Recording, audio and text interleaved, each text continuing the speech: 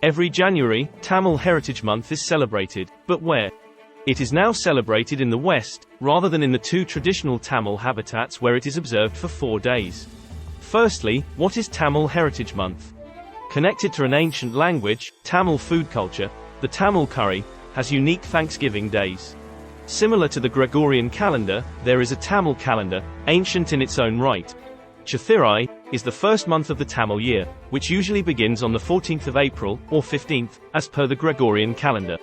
The 10th month is Thai, which is the 14th of, or 15th, January according to the Gregorian calendar. This is the month when harvesting is completed, and the paddy is brought home to be stored. If the harvest is abundant, the home overflows with blessings, as there is no food worry until the next harvesting cycle.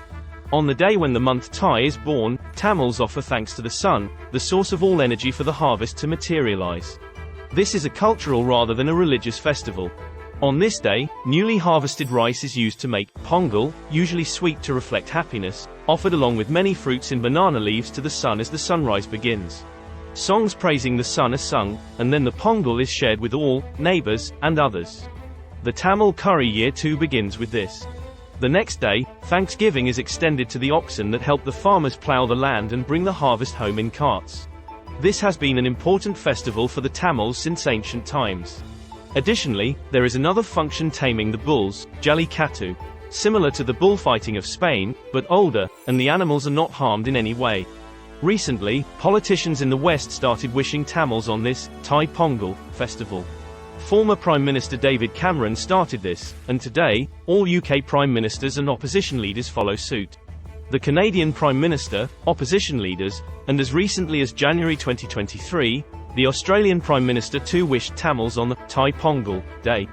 The Greater London Authority also recognises Tamil Heritage Month. The Government of Canada, the Provincial Government of Ontario, the State of Washington, and many more are following suit. Why are they doing this? It's because they all realize that humans, unlike any other animals, can cultivate, harvest, and consume food using the blessings of nature. This is why they recognize it as an essential Thanksgiving festival.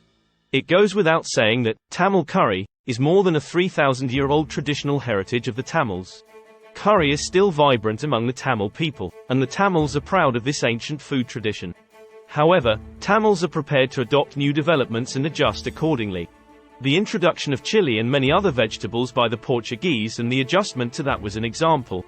The curry of the Tamils has undergone modernization for nearly 450 years during the colonization by the Europeans, the Portuguese, Dutch, French, and British, and so it is already Europeanized.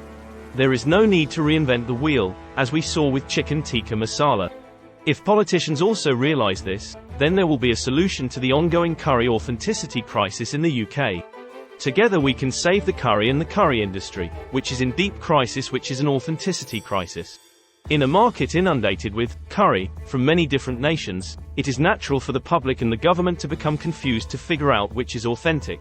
The answer is Tamil curry, which is still the celebrated food culture of the Tamil people in their two traditional habitats in southern India and north and east of Sri Lanka and all over the world wherever they are living. Below in the description, you can see the messages of Prime Ministers. Please like, share and subscribe, and thank you for watching.